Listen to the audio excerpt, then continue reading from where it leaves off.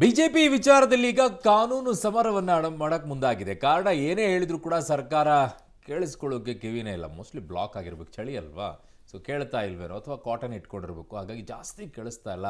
ಹತ್ತಿರದಿಂದ ಹೇಳಿಸೋಣ ಅಂತ ಹೇಳ್ಬಿಟ್ಟು ಕಾನೂನಾತ್ಮಕವಾಗಿ ಈಗ ಹೋರಾಟಕ್ಕೆ ಬಿಜೆಪಿ ನಾಯಕರು ಮುಂದಾಗ್ತಾ ಇದ್ದಾರೆ. ಯಾವ ರೀತಿಯಾಗಿ ನಡೆಯುತ್ತೆ ಈಗ ಮುಂದಿನ ವಾರ ಮತ್ತಷ್ಟು ಕಾವು ಜೋರಾಗುತ್ತೆ ಅಂತಿದ್ದಾರೆ. ಕೋಗಿಲ್ಲೇಔಟ್ ಅಕ್ರಮ ವಲಸಿಗರಿಗೆ ಪುನರ್ವಸತಿಗೆ ಬಿಜೆಪಿ ತೀವ್ರವಾಗಿ ವಿರೋಧವನ್ನು ವ್ಯಕ್ತಪಡಿಸ್ತಾ ಇರೋದು. ಅಂದ್ರೆ ನ್ಯಾಯಯುತವಾಗಿ ಕೊಡಬೇಕಾಗಿರುವಂತವ್ರಿಗೆ ಫಸ್ಟ್ ಕೊಡಿ ಅಂತ ಬಿಜೆಪಿ ಕೇಳ್ತಾ ಇರೋದು. ಸರ್ಕಾರದ ವಿರುದ್ಧ ಈಗ ಕಾನೂನು ಹೋರಾಟಕ್ಕೆ ತೀರ್ಮಾನವನ್ನ ಮಾಡಿಕೊಂಡಿದ್ದಾರೆ. ಹೈಕೋರ್ಟ್ ಮೆಟ್ಟಿಲೇರಲಿದೆ ಕೇಸರಿ ಪಡೆ. ಗುರುವಾರ ಸರ್ಕಾರದ ನಿರ್ಧಾರದ ಪ್ರಕ್ರಿಯೆಯನ್ನು ನೋಡಿಕೊಂಡು ಮುಂದಿನ ಹೆಜ್ಜೆಯನ್ನು ಇಡೋಕೆ ಪ್ಲಾನ್ ಅನ್ನ ಮಾಡ್ಕೊಳ್ತಾ ಇದ್ದಾರೆ. ನಿಯಮಾವಳಿಯನ್ನ ಮೀರಿ ತುಷ್ಟೀಕರಣ ಕಾರಣಕ್ಕೆ ಮನೆಗಳ ಹಂಚಿಕೆಯನ್ನ ಮಾಡ್ತಾ ಇರೋದು. ರಾಜ್ಯದವರೇ ಅಲ್ಲದವರಿಗೆ ಮನೆಗಳ ಹಂಚಿಕೆಗೆ ನಿಯಮಗಳಲ್ಲಿ ಅವಕಾಶ ಇಲ್ಲ.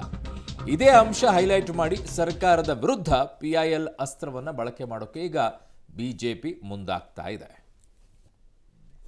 ನನ್ನ ಸಹೋದ್ಯೋಗಿ ಈಗ ಪೊಲಿಟಿಕಲ್ ಬ್ಯೂರೋ ಇಂದ ಮಸೂದ್ ನನ್ನ ಸಂಪರ್ಕಕ್ಕೆ ಸಿಗ್ತಾ ಇದ್ದಾರೆ. ಮಸೂದ್, ಈಗ ಹಾಗಿದ್ದಾಗ ರಾಜ್ಯ ಸರ್ಕಾರಕ್ಕೆ, ಅದರಲ್ಲೂ ಸ್ಪೆಷಲಿ ಕಾಂಗ್ರೆಸ್ನವರಿಗೆ ಕನ್ನಡ ರಾಜ್ಯೋತ್ಸವವನ್ನು ಮಾಡೋಕೆ ಯಾವ ಯೋಗ್ಯತೆಯೂ ಕೂಡ ಇಲ್ಲ ಅಂತ ಕಾಣಿಸುತ್ತೆ. ಯಾಕೆ ಅಂತಂದರೆ ಮೊದಲು ಕನ್ನಡಿಗರಿಗೆ ಆದ್ಯತೆಯನ್ನು ಕೊಡಬೇಕಾಗಿರೋದು.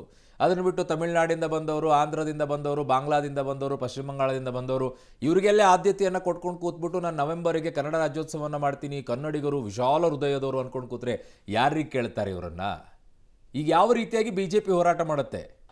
ಅರುಣ್, ಶತಾಯಗತಾಯ ಕೋಗಿಲು ಲೇಔಟ್ನಲ್ಲಿ ಏನೆಲ್ಲ ಯಾರೆಲ್ಲ ಸಂತ್ರಸ್ತರಾಗಿದ್ದಾರೆ, ಅವರು ಅಕ್ರಮ ವಲಸಿಗರು ಅಥವಾ ಹೊರ ರಾಜ್ಯದಿಂದ ಬಂದಿರೋದು ಯಾವುದನ್ನು ಕೂಡ ಸರ್ಕಾರ ಸರಿಯಾಗಿ ಗಮನಿಸ್ತಾ ಇಲ್ಲ, ಸರಿಯಾಗಿ ಅವರ ಹಿನ್ನೆಲೆಯನ್ನು ಪರಿಶೀಲನೆ ಮಾಡ್ತಿಲ್ಲ. ಸಾಕಷ್ಟು ವ್ಯಾಪಕ ಟೀಕೆ ವಿರೋಧ ಬರ್ತಾ ಇದ್ರು ಕೂಡ ಆ ಸಂತ್ರಸ್ತರಿಗೆ ಮನೆಗಳನ್ನು ಕೊಡಬೇಕು ಅನ್ನುವಂಥ ಒಂದು ಹಠದಲ್ಲಿ ರಾಜ್ಯ ಸರ್ಕಾರ ಇದೆ. ನೆನ್ನೆನೂ ಕೂಡ ಕೃಷ್ಣ ಬೈರೇಗೌಡ ಅವರು ಸಭೆ ಮಾಡಿ ಈ ಗುರುವಾರ 25-30 ಅರ್ಹ ಫಲಾನುಭವಿಗಳು ಅಂತೆ ಅವ್ರಿಗೆ ಕೊಡ್ತೀವಿ ಅನ್ನುವಂಥ ತೀರ್ಮಾನ ಮಾಡ್ಕೊಂಡಿದ್ದಾರೆ. ಹಂತವಾಗಿ ಉಳಿದವ್ರಿಗೂ ಕೂಡ ಆ ದಾಖಲೆ ಪರಿಶೀಲಿಸಿ ಕೊಡ್ತೇವೆ ಅನ್ನುವಂಥ ಮಾತನ್ನು ಹೇಳಿದ್ದಾರೆ. ಇದು ಬಿಜೆಪಿಯವರನ್ನ ಸಹಜವಾಗಿ ಕೆರಳಿಸಿದೆ. ಈ ಒಂದು ಪ್ರಕರಣವನ್ನು ಕಳೆದ ಹಲವು ದಿನಗಳಿಂದ ಅಸ್ತ್ರವಾಗಿ ಪ್ರಯೋಗ ಮಾಡಿಕೊಂಡು ರಾಜ್ಯ ಸರ್ಕಾರದ ವಿರುದ್ಧ ಬಿಜೆಪಿ ಮುಗಿಬಿದ್ದಿದೆ. ಬೀದಿಗಿಳಿದು ಹೋರಾಟ ಕೂಡ ಮಾಡಿ ಆಯಿತು, ಸ್ಥಳ ಪರಿಶೀಲನೆ ಮಾಡಿ ಆಯಿತು, ಸತ್ಯಶೋಧನಾ ಸಮಿತಿಯು ಕೂಡ 2 ಬಾರಿ ಭೇಟಿ ಕೊಟ್ಟು ಅದು ಕೂಡ ವರದಿ ಆಗ್ತಿದೆ. ಇಷ್ಟಾದರೂ ಕೂಡ ಸರ್ಕಾರ ಹಿಂದಕ್ಕೆ ಹೆಜ್ಜೆ ಇಡ್ತಾ ಇಲ್ಲ. ಈಗ ಕಾನೂನು ಹೋರಾಟ ಒಂದು ಅಸ್ತ್ರವನ್ನ ಬಿಜೆಪಿ ಇಟ್ಕೊಂಡಿದೆ. ಗುರುವಾರ ಅವ್ರಿಗೆ ಮನೆ ಹಂಚಿಕೆ ಎಲ್ಲ ಕಂಪ್ಲೀಟ್ ಆದ ನಂತರ 25-30 ಜನಕ್ಕೆ ಕುಟುಂಬದವರಿಗೆ ಮನೆ ಹಂಚಿಕೆ ಮಾಡ್ತಾರೆ. ಅದನ್ನು ನೋಡಿಕೊಂಡು ಈಗಾಗಲೇ ನಿಯಮಾವಳಿಗಳನ್ನ ಉಲ್ಲಂಘನೆ ಮಾಡಿ ಮನೆಗಳ ಹಂಚಿಕೆ ಮಾಡ್ತಿದ್ದಾರೆ. ಎಲ್ರಿಗೂ ಕೂಡ ಇದು ಸ್ಪಷ್ಟ ಆಗಿದೆ. ಇದನ್ನೇ ಪ್ರಮುಖವಾಗಿ ಬೇಸಾಗಿಟ್ಕೊಂಡು ಹೈಕೋರ್ಟ್ ಕದ ತಟ್ಟೋದಕ್ಕೆ ಬಿಜೆಪಿ ಮುಂದಾಗಿದೆ. ಮುಂದಿನ ವಾರ ಸೋಮವಾರ ಪಿಐಎಲ್ ಹಾಕೋದಕ್ಕೆ ಬಿಜೆಪಿ ನಾಯಕರು ತೀರ್ಮಾನ ಮಾಡಿದ್ದಾರೆ. ಈ ಸಂಬಂಧಪಟ್ಟಂತೆ ಈಗಾಗಲೇ ವಕೀಲರ ಜೊತೆ ಕೂಡ ಚರ್ಚೆ ಮಾಡಿದ್ದಾರೆ. ಗುರುವಾರದ ಸರ್ಕಾರದ ನಿರ್ಧಾರ ನೋಡಿಕೊಂಡು ಸೋಮವಾರ ಪಿಐಎಲ್ ಹಾಕಿ ಒಂದು ರೀತಿಯಲ್ಲಿ ಕಾನೂನು ಕಟಕಟೆಯಲ್ಲಿ ಸರ್ಕಾರವನ್ನು ತಂದು ನಿಲ್ಲಿಸಬೇಕು ಅನ್ನುವಂಥ ತೀರ್ಮಾನಕ್ಕೆ ಬಂದಿದ್ದಾರೆ.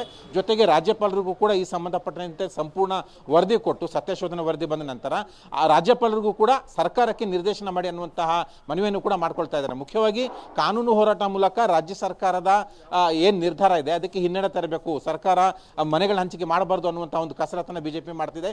ಎಷ್ಟು ಮಟ್ಟಿಗೆ ಸಕ್ಸಸ್ ಆಗುತ್ತೆ ಕಾತೊಡ್ಬೇಕು. ಆದರೆ ಸರ್ಕಾರ ಎಲ್ಲರ ವಿರೋಧ ಇದ್ದಾಗಿಯೂ ಕೂಡ ಮನೆಗಳ ಹಂಚಿಕೆ ಮಾಡ್ತಾ ಇರೋದು ಒಂದು ರೀತಿಯಲ್ಲಿ ಬಿಜೆಪಿಗೆ ಕೆರಳಿಸಿರುವಂಥದ್ದು. ಸಾರ್ವಜನಿಕವಾಗಿಯೂ ಕೂಡ ಟೀಕೆ ಬರ್ತಾ ಇದೆ. ಅರುಣ್, ಓಕೆ ಮಸೂದ್, ನಿಮ್ಮೆಲ್ಲ ಮಾಹಿತಿಗೆ ಧನ್ಯವಾದಗಳು. ಸೊ ನಿಯಮಾವಳಿಯನ್ನ ಮೀರಿ ತುಷ್ಟೀಕರಣಕ್ಕೆ, ಇದರಲ್ಲಿ ಬೇರೆ ಅನುಮಾನನೇ ಬೇಡ, ತುಷ್ಟೀಕರಣನೇ ಇದರಲ್ಲಿ ಇರೋದು ಸ್ಪಷ್ಟವಾಗಿ ಕಾಣಿಸ್ಕೊಳ್ಳುತ್ತೆ. ಹಂಗೆ ಕೊಡೋದಾಗಿದ್ದಿದ್ರೆ ಮಳೆ ಪ್ರವಾಹ ಬಂದಂಥ ಸಂದರ್ಭದಲ್ಲಿ ಕಳ್ಕೊಂಡಿರುವಂಥ ಮನೆಗಳಿಗೆ ಕೊಡುವಂಥದ್ದಾಗಿಲ್ಲ. 5-6 ವರ್ಷಗಳಿಂದ ಬಾಕಿ ಉಳ್ಕೊಂಡಿರುವಂಥ ಅರ್ಜಿಗಳಿಗೆ ಮನೆಯನ್ನು ಕೊಡೋಕ್ಕಾಗಿಲ್ಲ. ಇದೇ ಸರಿಯಾದ ಸಮಯ. ಇಲ್ಲಿಯವರೆಗೂ ಎಷ್ಟು ಮನೆ ಕಟ್ಟಿದ್ದೀರಾ, ಎಷ್ಟು ಜನರಿಗೆ ತಲುಪಿದೆ, ಎಷ್ಟು ಬಾಕಿ ಇದೆ ಅನ್ನುವಂಥ ಲೆಕ್ಕ ಕೊಟ್ಬಿಡಿ, ನೋಡೋಣ. ನಿಮ್ಮ ಬಂಡವಾಳ ಬಯಲಾಗುತ್ತೆ.